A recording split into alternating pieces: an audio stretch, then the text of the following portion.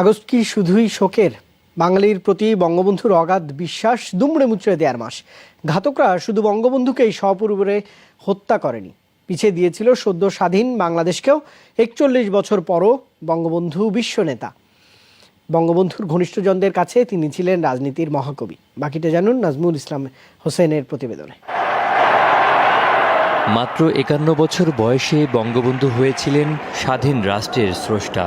সাহসিকতা আর রাজনৈতিক প্রজ্ঞায় বাঙালি জাতিকে নিয়ে বিনিশুতায় মালা গেঁথেছিলেন। তাই তো পলাশীর প্রান্তরে অস্তমিত হওয়ার ২১৪ বছর পর সূর্যোদয় হয়েছিল রেসকোর্সে।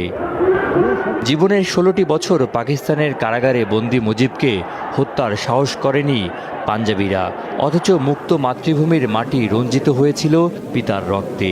তার আগে রাজনীতি, অর্থনীতি এবং সামাজিক সকল সুযোগে এক প্রজ্ঞাবান ব্যক্তিত্বের নাম শেখ মুজিব।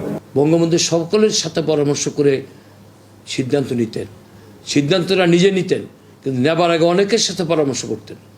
যেটা গ্রহণ করা সেটা গ্রহণ করতেন। তিনি আমাদের মধ্যে যুদ্ধের সময় ছিলেন না, কিন্তু আগাগোড়া তিনি যেরকম বলে গেছেন তার নির্দেশে, তার দেওয়া ছক অনুযায়ী যুদ্ধ পরিচালনা করা হয়েছে। তৃতীয় বিশ্বের নেতা হয়েও বঙ্গবন্ধু হয়েছিলেন বিশ্বনেতা। উদারতা আর সাহসিকতায় আদায় করেছিলেন শ্রদ্ধা। তবে বাঙালির প্রতি বিশ্বাসের জায়গা কখনো নড়বড়ে হয়নি তার। তিনি ওরকম উদার না হলে, ওরকম সাহসী না হলে, নির্ভয় না হলে বাংলাদেশই হতো না। বঙ্গবন্ধু ৭৫ মারা গেছেন, এটাকে তার ব্যর্থতা মনে করলে তাহলে ভুল করা হবে। মাওলানা ভাসানী সাহেব দল করেছেন, টিকে নাই।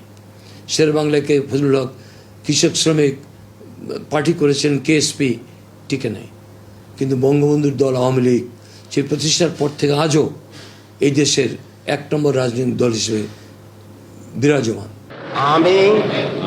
বঙ্গবন্ধুর মৃত্যুর ৪১ বছর পেরিয়ে গেছে, কিন্তু ৫৫ বছরের জীবনে তিনি বাঙালিকে দিয়ে গেছেন স্বাধীনতা, যা কেড়ে নেওয়া সহজ নয়। নাজমুল হোসেন, যমুনা নিউজ, ঢাকা।